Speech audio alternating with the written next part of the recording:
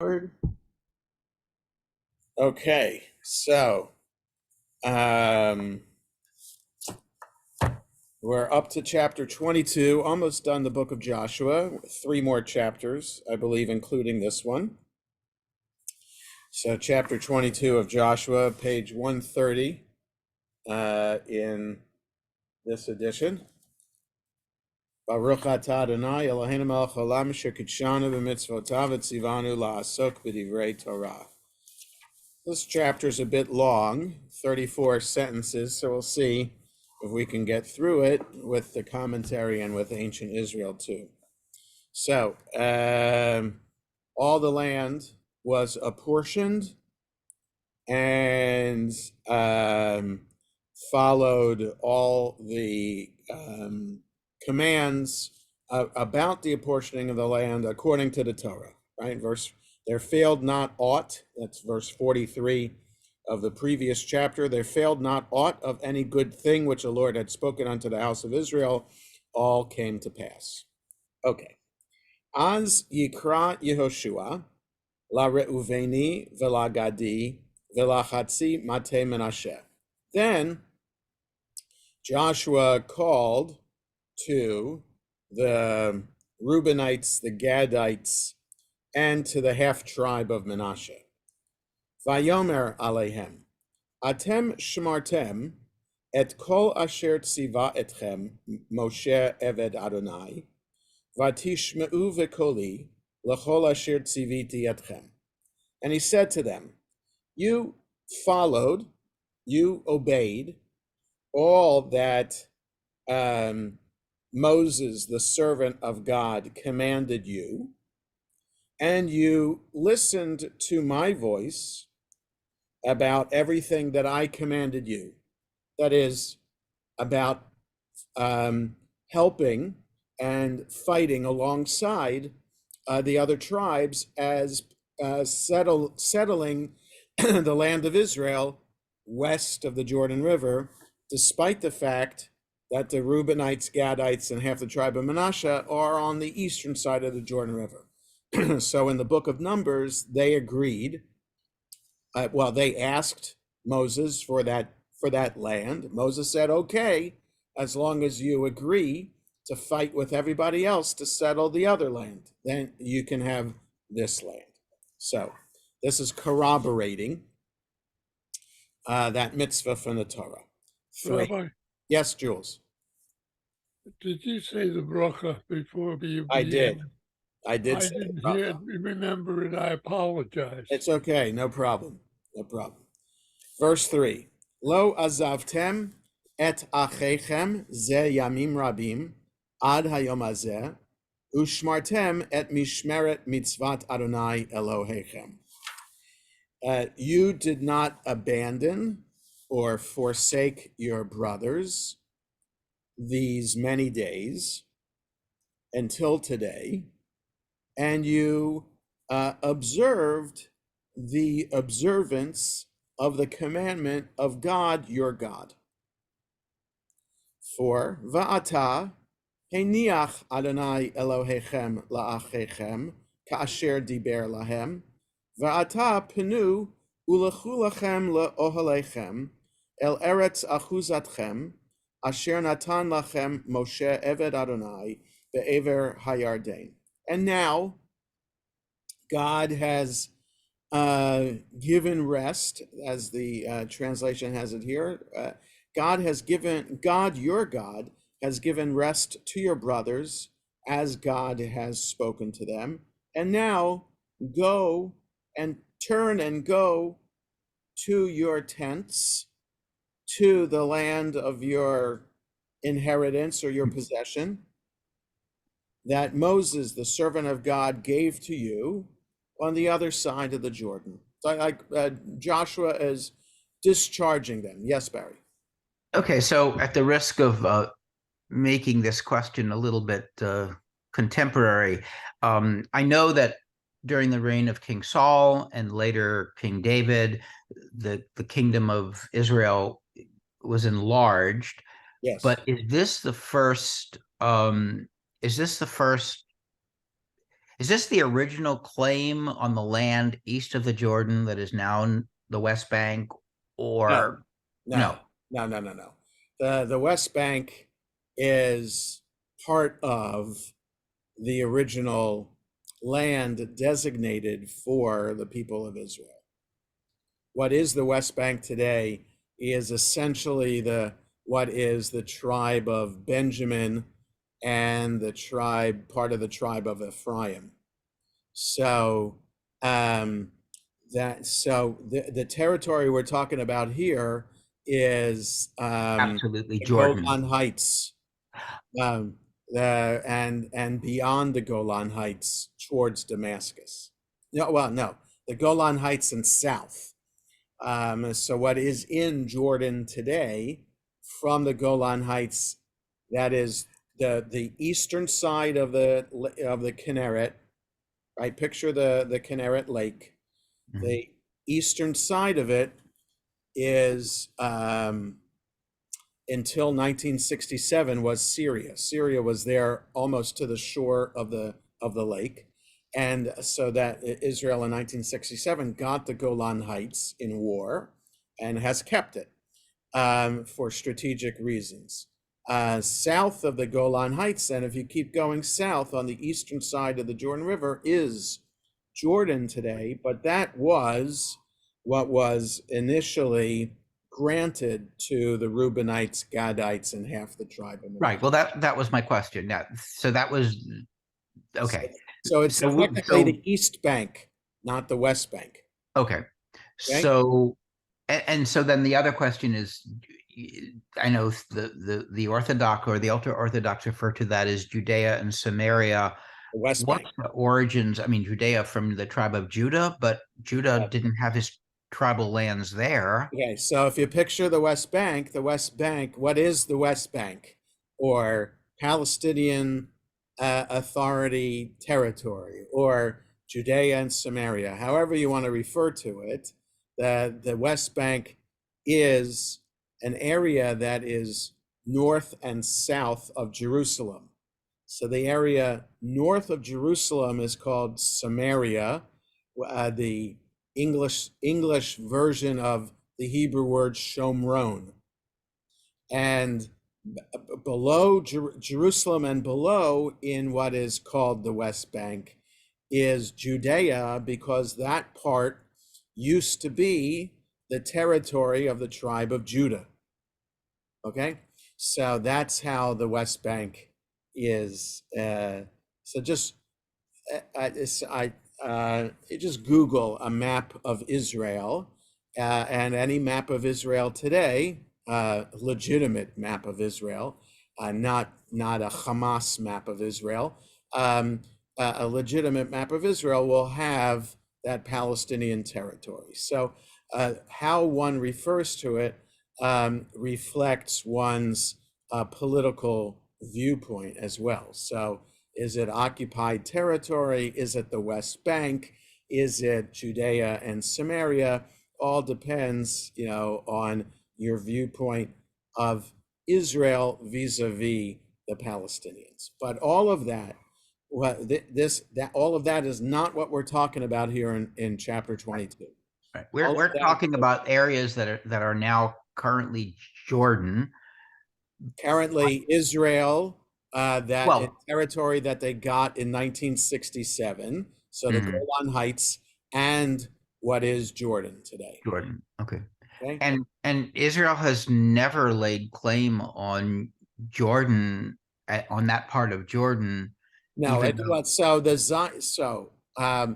from 1897 to 1948, there were different segments within the Zionist Congress that advocated for different size territory to be what would become the state of Israel. So if you look at images of Jabotinsky, the founder of, or the spiritual founder of what is Menachem Begin and Netanyahu's Likud party, you have a logo of Beitar. I guess that was that segment of the Zionist movement. It was called Beitar. Had a map that was essentially what is technically Jordan and Israel today. So all of that territory was randomly apportioned after World War I by the British and the French. And then so all of that was just how to break up the Ottoman Empire, which had that territory from 1517 to 1917. Okay, so since the Ottoman Empire allied with the Germans in World War I, they were the losers, and the British and the French, as the victors, got to divide up the spoils of war, all the land of the Middle East. So France got control over Lebanon and Syria. England got control over Palestine, that's what they called it, and what is Jordan, which was then called Transjordan, and Iraq and Saudi Arabia. So they randomly drew lines on a map, right? These are diagonal straight lines. They're not according to a river. Only the Jordan River is there. You know, the line between Jordan and Saudi Arabia and Jordan and Iraq, it's just these broad stroke straight lines, random lines. And the British gave control over those territories to random tribes and made them then royalty. There was no king of Jordan. There was no king of Saudi Arabia before 1917. All of that was the result of World War I. So there were those within the Zionist Congress who said, well, maybe the land of Israel, the homeland for the Jewish people, should be based on the time of King David, when we had the largest territory. And that territory extended past Damascus in the northeast and also into what is Jordan today. And that's why Jabotinsky had his map. Others, Herzl, Weizmann, were arguing for whatever the British were willing and the League of Nations was willing to give. So we settled in 1947 for the partition plan, a very narrow piece of territory with a very, very thin 9-mile wide strip between Tel Aviv and what would be the Arab state of whatever it was going to be called. Okay, so yeah, so the back to Joshua 22, verse 5, what we're dealing with in these first 4 verses is just Joshua reminding, letting Reuben, Gad, and half the tribe of Manasseh go back to their land, which is on the other side of the Jordan.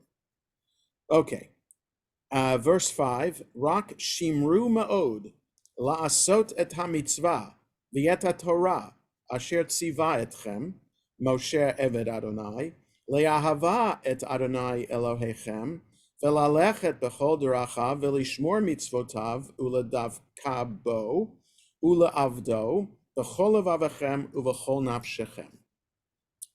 Only, or be careful to very much observe and do the commandment of the Torah, the commandment and the Torah that Moses, the servant of God, commanded you to love God your God and to walk in his ways and to observe his mitzvot and to cling to him and to serve him with all your heart and with all your body. It says soul, but biblically nefesh is body. So serve with all your heart and with all your body. Okay. 6. Vayevarchem Yehoshua, vayeshalchem, vayelchu el ohalechem. Joshua blessed them, and he sent them, and they went to their tents. 7. V'lachatzi shevet hamanashe, Natan Moshe babashan, ulechetzio Natan Yehoshua im achehem, me'ever hayarden yama, v'gam ki shilcham Yehoshua el ohalehem vayevarchem. And to half the tribe of Manasseh, Moses gave in the Bashan, and the other half Joshua gave with their brothers,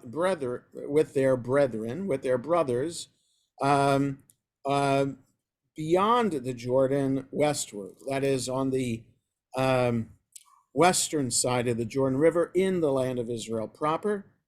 And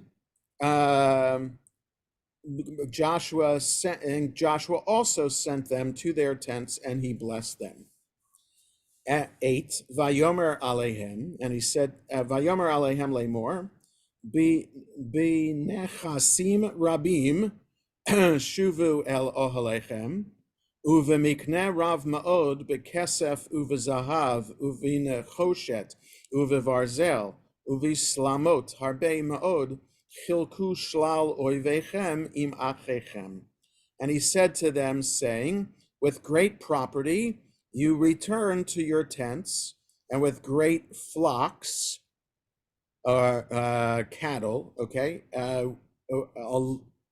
yes, great flocks with silver, gold, copper, it says here brass, so nechoshet, sometimes is brass, sometimes is copper, silver, gold, copper, iron, and garments, very much. You divide up the spoils of your enemies with your brethren. 9. Vayashuvu vayelchu b'nei Reuven u'b'nei Gad v'chatzi shevet haManashe me'et b'nei Yisrael mishilo asher be'eretz Canaan lalechet el eretz ha'gilad el eretz achuzatam asher nochazu va al pi Adonai b'yad Moshe. And they returned and went, that is, the children of Reuven, the children of Gad, and half the tribe of Manasseh returned and went from the presence of the people of Israel, from Shiloh in the land of Canaan, going to the land of Gilad. That is what that land is called on the eastern side of the Jordan and the eastern side of the Kinneret, to the land of their possession that they got by word of God at the hand of Moses. All right, so there's a lot of repetition of the fact that they went to their land that Moses had set aside for them by word of God, right? So it's not just saying it once, it's saying it several times. 10. Vayava'u el glilot hayarden, asher be'eretz Canaan, vayivnu b'nei Reuven, u'b'nei Gad, v'chatzi shevet haManashe sham mizbeach al hayarden, mizbeach gadol lemar'eh.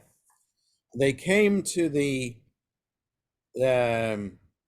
region of the Jordan, the Glilot. Well, let me just look at ancient Israel's translation of that word. The districts of the Jordan in the land of Canaan, and the children of Reuben and the children of Gad and half the tribe of Manasseh built there an altar on the Jordan, or the banks of the Jordan, a great altar to look upon.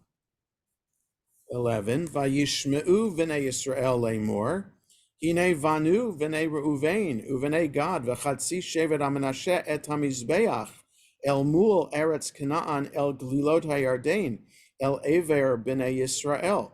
And the people of Israel heard and said, "Hey, I'm saying, hey, hine, hey, behold, the children of Reuven, the children of God, half the tribe of Manasseh, built the altar across from the land of Canaan in the Jordan, in the districts of the Jordan, across from the people of Israel." 12, Vayishmeu b'nei Yisrael, vayikahalu, kol adat b'nei Yisrael Shiloh, la'alot alehem latzava. And the people of Israel heard, and they gathered, they congregated, all of the congregation of the people of Israel in Shiloh in order to attack them with an army. Because they weren't supposed to build an altar. There's only supposed to be one altar. There wasn't supposed to be multiple altars. How dare they, when they went back home, build an altar for themselves? 13. Jonah, Yes. so I know that there was also a temple built in Dan or the tribe of Dan. I don't know when that was built, and in relation to this one. Are those the only two times that in Israel? No. When the people of Israel split after Solomon died, so the Israel split into two kingdoms. So the northern kingdom built a temple in the north, not in Dan, but in the town called Shomron, which is in somewhere in the tribe of Ephraim, north of Jerusalem, in central northern Israel. So there were 3 different times where an additional temple was built. Okay. Yes. So, well, this is an altar, not a temple. Okay, so it's just the place to do the sacrifice. Well, who knows? If there was an outer building with it, or we don't know. We just know an altar was built. People of Israel heard about it. They want to go to war against their brethren. So, verse 13. I think I mentioned to you that when we were in Israel the second time, the Museum of Biblical Archaeology, I think it was, the one that's outside of the Jewish, next to the Jewish Museum, Israel Museum. The Israel Museum.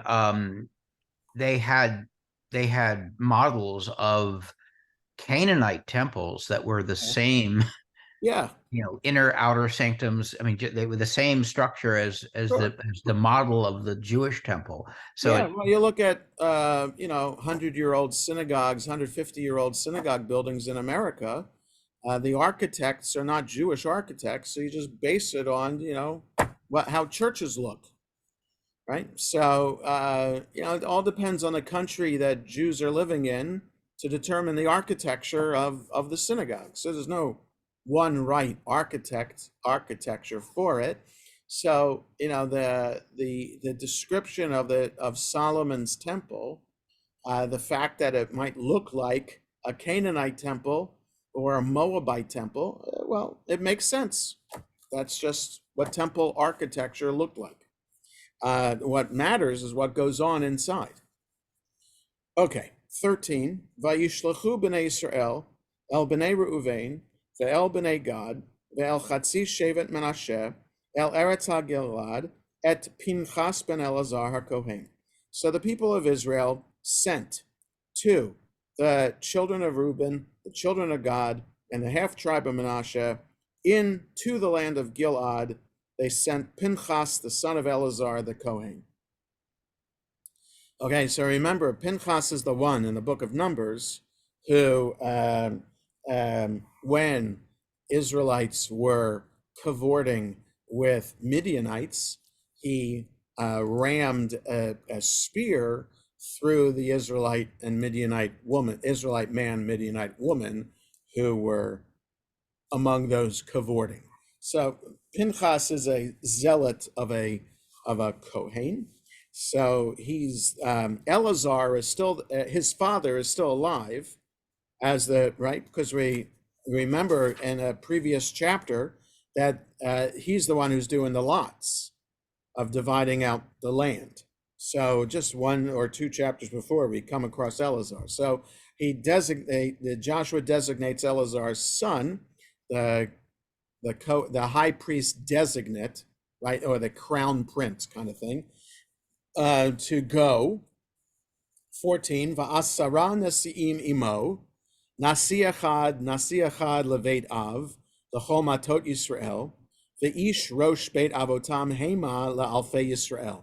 So Pinchas was sent along with 10 princes with him, one prince for every tribe of all the tribes of Israel, head of the tribal families of all the thousands of Israels. 15, Vayavo'u el b'nei Reuven, ve'el b'nei Gad, ve'el chatzi shevet Menashe, el eretz Gilad, ve'yidabru itam le'mor. So they came to the Reubenites, the Gadites, and half tribe of Menashe, to the land of Gilad, and they spoke with them, saying, Ko amru, Kol adat Adonai, ma hama'al hazeh, asher ma'altem be'elohei Yisrael, lashuv hayom me'acharei Adonai, bivnot chem lachem mizbeach, limrad chem hayom ba'Adonai. This is what they said, all of the congregation of God. What is this disgrace or treachery, it says here? What is this treachery that is treacherous of that, or you committed against the God of Israel, to return today from God, that is to turn around from God, by your building for yourselves an altar to rebel today against God. 17, Hama'at lanu et avon pa'or, asher lo hitarnu mimenu, ad hayom hazeh, vayehi hanegef, ba'adat Adonai. Is the iniquity of the Peor, right? Baal Peor. So that's what is that the orgy that happened with Midian, right? That Pinchas was involved in, just who knows how long ago it was. That was it 2 years before, 1 year before? I don't know. Or was it? How long did it take to settle the land of Israel? By this point, was it 20 years before? Who knows? It was still supposedly fresh in their memory. That the people should have remembered when they were still with Moses what happened there and the plague that God wrought as punishment for rebelling against God. So has this sin of Peor been so belittled that we still are not purified from until today, and was a plague in the congregation of God. 18, Va'atem tashuvu hayom me'acharei Adonai, v'haya atem timridu hayom ba'Adonai, umachar el kol adat Yisrael yiksof. That you must turn away today from God, and it will be that if you rebel today against God, that tomorrow God will be angry. Yiksof will be angry at all of the congregation of Israel. Right? So your sin of building this altar will affect the entire congregation of Israel. 19. What was God's? I'm sorry. What was God's retribution for the cavorting in Peor? It was a plague. It was a plague. Like 20,000, 24,000 people died of a plague. 19. Va'ach im tme'a eretz achuzatchem ivru lachem el eretz achuzat Adonai asher shachan sham mishkan Adonai veheachazu betochenu uva-Adonai al timrodu va'otanu al timrodu bivnotchem lachem izbeach mibalade mizbach Adonai Eloheinu. And if your land that you possess is impure, come over. You should come over to the land that is the possession of God, where the Mishkan of God is dwelling, and get some possession with us. And against God don't rebel, and against us don't rebel by building for you an altar, uh, excluding or in addition to the altar of God, our God, or besides, don't, right.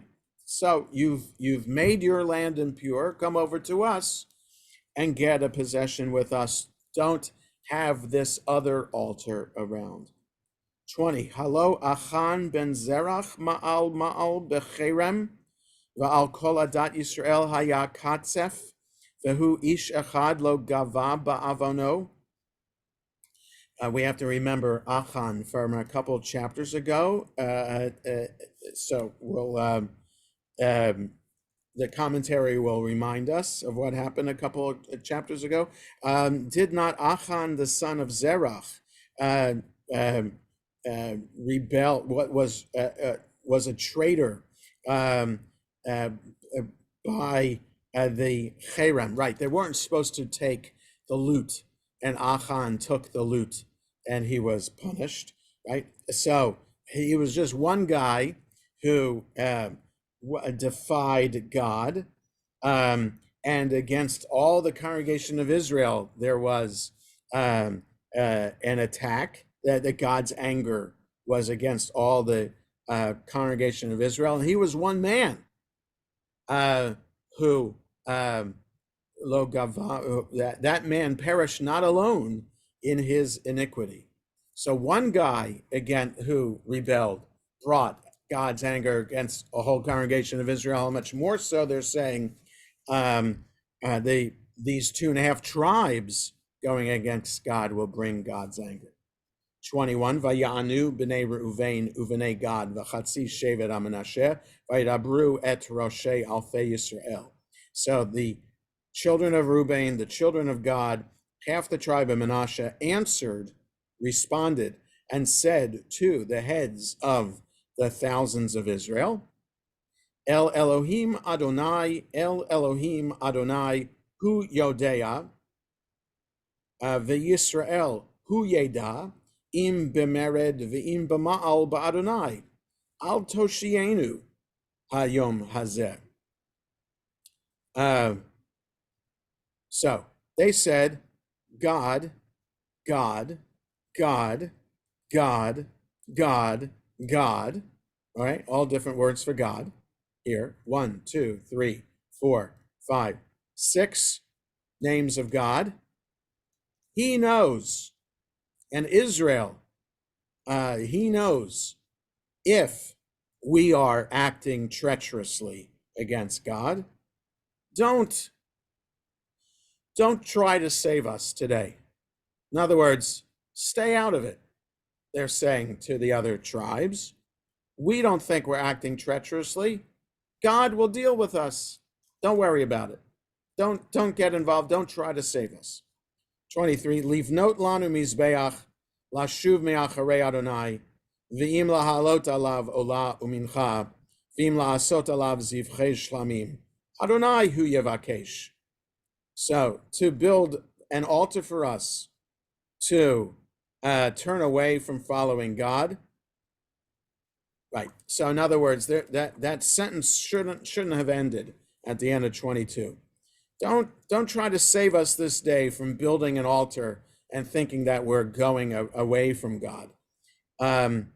If bringing an offering, a burnt offering, and a meal offering, and peace offerings on it, God will ask. In other words, we'll find out if God will accept this altar or not by us bringing these sacrifices. 24. V'im lo mide'aga midavar Asinu et zot lemor. Machar yomru v'nechem levanenu lemor. Malachem v'ladonai Elohei Yisrael. Let's see if I can. I'm going to have to go with the translation here because it's kind of awkward phrasing. And if we have not rather, out of anxiety about a matter, done this, saying, in time to come, your children might speak unto our children, saying, what have you to do with the Lord, the God of Israel? Right. So you're worried about whether we've neglected God or going on a different path of worshiping God, and that your kids will say to our kids, what happened here that you split or created a different sect? 25, Ugevul Natan Adonai Beinenu Uvenechem, Bnei Reuven Uvnei Gad et Hayarden, Ein Lachem Chelek Badonai, V'hishbitu Bnechem et Banenu Levilti Yiro et Adonai.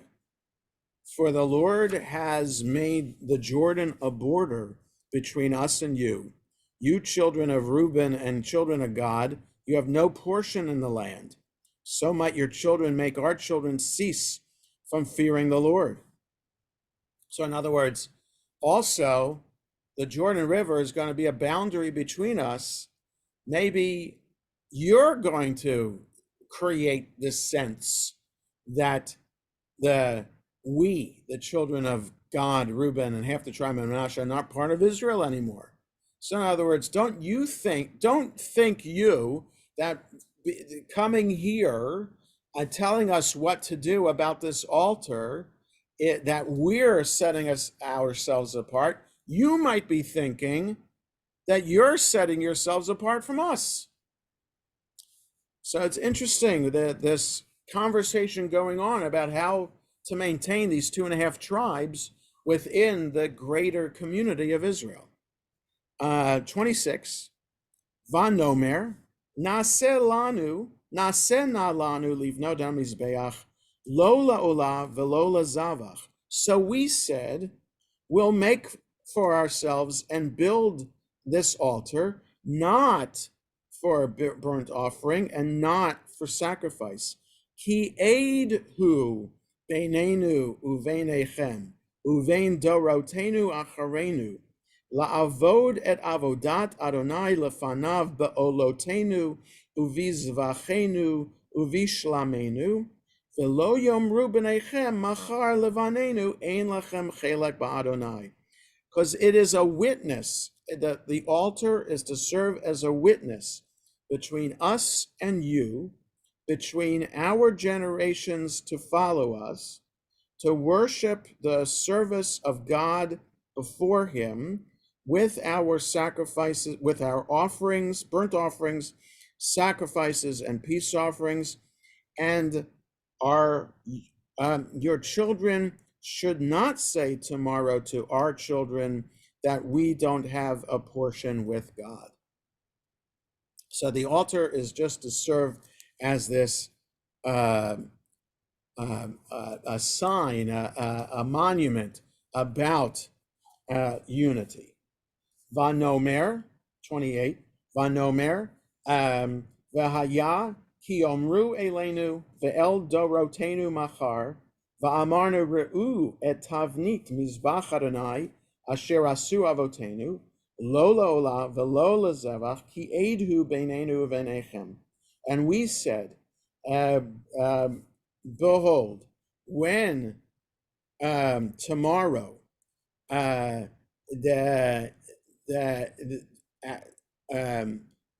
this would be said to our future generation, and we would answer, look at the structure of the altar of God that our fathers built, not for a burnt offering, not for a sacrifice, because it is a witness between us and between you. 29, Chalila lanu mimenu limrod ba'Adonai, velashuv hayom me'acharei Adonai, livnot mizbeach le'olah lemincha ulazavach, milvad mizbach Adonai Eloheinu asher lifnei mishkano. God forbid us, Chalila. God forbid. Well, it's really, that's the way, it's the emphasis of Chalila. God forbid us to rebel against God and to turn away from God today, to build an altar for burnt offering, meal offering, sacrifices, apart from the altar of God, our God, that is in front of his Mishkan. Right? So God forbid, this is not the purpose of this altar. 30. So this is a powerful argument that the people of Reuben, Gad, and Manasseh, half of Manasseh, are saying to Pinchas and the 10 leaders of the other tribes, don't accuse us. We are not attempting disunity. We are attempting, in fact, the opposite by building this altar. 30. Vayishma Pinchas HaKohen u'nesiyei ha'edah v'rashei alfei Yisrael asher ito et ha'devarim asher dibru b'nei Reuven u'b'nei Gad u'b'nei Manasseh vayitav be'eineihem. So Pinchas the Kohen and the princes of the congregation, the heads of the thousands of Israel that were with him, they heard these words, the words that the children of Reuben, the children of Gad, and the children of Manasseh said, and it was good in their eyes. 31. Vayomer Pinchas ben Elazar Kohen el b'nei Reuven ve'el b'nei Gad ve'el b'nei Manasseh hayom yadanu ki v'tochenu Adonai asher lo me'altem ba'Adonai hama'al hazeh az hitzaltem et b'nei Yisrael miyad Adonai. Pinchas, the son of Elazar, the Kohen, said to the children of Reuven, children of Gad, and the children of Manasseh, today we know that God is with us or dwells amongst us, that you have not rebelled against God with this rebellion, that it's not treachery. You have saved the people of Israel from the hand of God. 32. Vayashov Pinchas ben Elazar HaKohen v'hanasiim me'et b'nei Reuven u'me'et b'nei Gad me'eretz HaGilad el Eretz Canaan el b'nei Yisrael v'yashivu otam davar. So Pinchas, the son of Elazar the Kohen, and the princes returned from the children of Reuben, the children of Gad, from the land of Gilad to the land of Canaan, to the people of Israel, and they repeated these things. Repeated these words. Vayitav hadavar b'nei Yisrael, vayevarchu Elohim b'nei Yisrael, v'lo amru la'alot aleihem latzava, l'shachet et ha'aretz asher b'nei Reuven u'b'nei Gad yoshvim ba. And the word was good, or this matter was good in the eyes of the people of Israel, and God blessed the people of Israel, and they didn't say that they would go up with an army to destroy the land that the children of Reuven and the children of God are dwelling there. 34. Vayikre'u b'nei Reuven u'b'nei Gad lamizbeach ki edhu beinotenu ki Adonai hu ha-Elohim. And the children of Reuven and children of God called the altar. It is a witness between us that God is God. Okay, so that is a fascinating yes departure. I'm one quick question. Is this the first time that they've talked about the leaders of the tribes as princes? I don't recall hearing that. Oh, no. That's no, we have that in the Torah too. It is? Yes. Okay. Yes. Right. There's a prince of each tribe that brings a gift for the dedication of the Mishkan. So those that's in chapter 7 of the book of Numbers. They're called Nesi'im. And it's the reading that we do for Hanukkah. Each day of Hanukkah, we read each of those days the gifts that were brought to dedicate the Mishkan. So yeah, they're called Nesi'im before. It's just translated as prince. Nasi is president. Nasi is elected head. So it's the older translation calls it prince. What does Alter call it? Just a second. Just where does it go? Oh, look.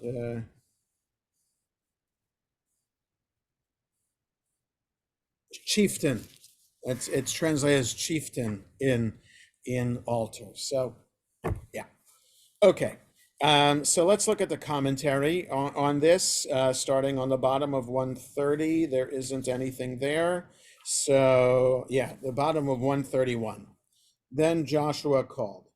That is, upon the completion of the 7-year period of conquest and the 7-year period of division. Okay, so it's 14 years it took to conquer and settle the land after crossing in. So you got 14 years after Moses died, and they crossed in and took care of settling. Has given rest, see 21. Your tents, that is your homes. The word tent was employed in this sense even when the nomadic stage of existence had passed. Only take diligent heed, etc. The exhortation in this verse to remain faithful to the Torah was necessary. Separated from the rest of their brethren, they would be under constant pressure and temptation to forget their spiritual kinship with them and abandon their religious heritage for the pagan cults of their neighbors. Joshua's words were therefore timely. Moreover, their retention of their land was dependent upon their fidelity to the Torah. Bottom of 132, divide the spoil with your brethren who had stayed behind to guard the women and children. This was in accordance with the command of Numbers 31. Out of Shiloh, where the division of the land had been determined. The land of Canaan, the inference is that the altar was erected on the western side of the Jordan, thereby establishing a link between the land of the 2.5 tribes and the land of the rest of Israel. Okay, that's one idea, that's where it was built on the Israel side of the Jordan. This is more probable than the view of Josephus that they built the altar after they were passed over the river. So Josephus's view was when he wrote his Jewish history, history in quotes because it's unreliable. Josephus's history is unreliable. Anyway, he said that it was built on the other side. 133, a great altar to look upon. The last 3 words do not mean in appearance, but describe the purpose of the altar. It was to serve as a monument. Consequently, the explanation given later was true and not an afterthought. In the forefront of, literally in front of, over against, opposite to. On the side, ... Israel, more literally towards the other side of the children of Israel. This seems to support the interpretation that the altar was located on the west side of the Jordan. To go up against them to war, that is, if they would not rectify their error, for they thought that it was made for sacrifices. As mentioned above, high places or private altars had been banned since the establishment of the tabernacle at Shiloh. The sacrificial service was to be performed in one place only, in Shiloh, where the tabernacle had been set up. This was to impress upon the people the oneness of God. When they violated this ban and built high places, they were gradually drawn into idolatry until the prophet Jeremiah denounced them by saying, "For the number of thy cities were thy gods, O Judah." Therefore, the reaction was swift to this seeming wrong, just as in the case of the concubine of Gibeah, which we'll see when we get to it in Judges 20. Lest this transgression spread throughout all Israel. Right? They want to nip it in a bud. Don't let one thing go wrong, because if you let one thing go, then you'll let lots of things go. See Hosea 10, where the prophet complains of the indifference and complacency of the people of his day in comparison to the reaction at Gibeah. 13, the delegation which was sent consisted of the leading men to impress the 2.5 tribes with the gravity of their action. 134, 10 princes, one from each of the tribes of Shimon, Judah, Yissachar, Zebulun, Benjamin, Gad, Dan, Naphtali, Asher, Ephraim, and half of Manasseh. Pinchas represented the Almighty, against whom the 2.5 tribes were suspected of rebelling. thousands better clans to rebel this day against the Lord. From the reply, and also from the words of the delegation, it is clear that the objection was not the fear that the altar would be used for pagan worship. Even if it were intended for sacrifice to God, it still constituted rebellion in that it undermined the unity of the people for which a centralized sacrificial service was essential. The idea of centralization thus dates back to the very beginnings of the nation in the homeland. The iniquity of Peor, see Numbers 25. We have not cleansed ourselves, that is, we have not completely atoned for that sin. Unto this day, a measure of the depth in which the incident had rooted itself in the national consciousness. Perhaps there was a suspicion that some of them still yearned after the lascivious rites of the cult and would use the altar to corrupt the pure worship of God. A plague in which 24,000 died, Numbers 25.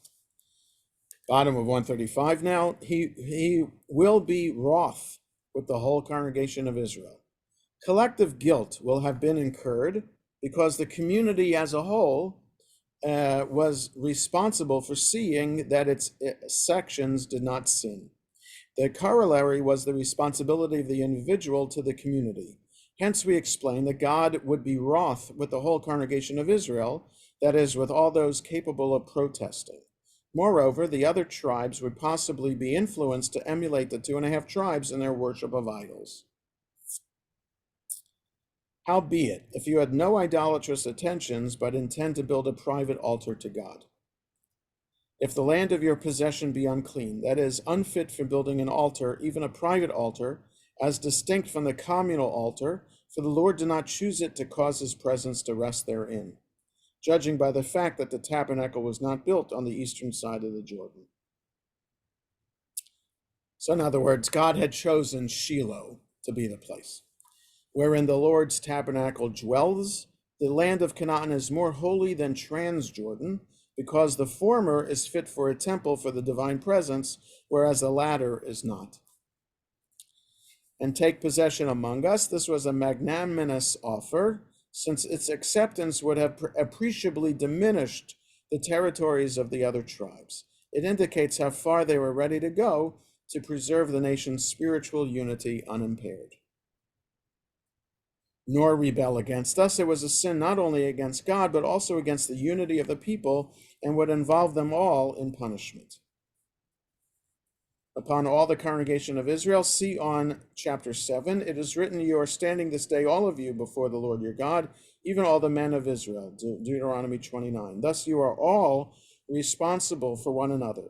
Even if there be one righteous man among you, you all stand secure for his sake.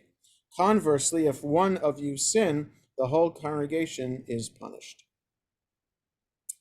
God, God, the Lord. They refer to the deity with the identical names mentioned in reference to the creation from Psalm 1 and to the giving of the Torah from Exodus 20. Thus, they affirm their belief in the one God who created the world and who revealed his law to Israel. With this affirmation, they sought to refute the suspicions against them, both that of idolatry, since they believe that the Almighty himself created the world, and also that of building an altar outside the tabernacle, since they believe firmly in the revelation of the Torah, which forbids this. So in other words, this commentary is suggesting, by having all these references to God's name, all these different names of God, they're affirming belief in God as the creator of the universe, and also God who gave the Torah. And Israel he shall know. The Talmud found in this verse, as also in Numbers 22 and Proverbs 3, the thought that a man must justify himself both in the sight of God and in his fellows. Let the Lord himself require it, that is, then may he punish us. For the idiom, see Deuteronomy 18. A matter, namely the possibility that we and our descendants may be denied participation in God's worship. Bottom of 137, fearing, that is, worshiping. Let us now prepare to build us an altar. This rendering is against the Hebrew accentuation, which disconnects us from to build, and does not reproduce the meaning of the original, which is, let us now act for ourselves to prevent the possibility of our exclusion by building an altar. Right, so it's just the wording, the syntax was difficult there.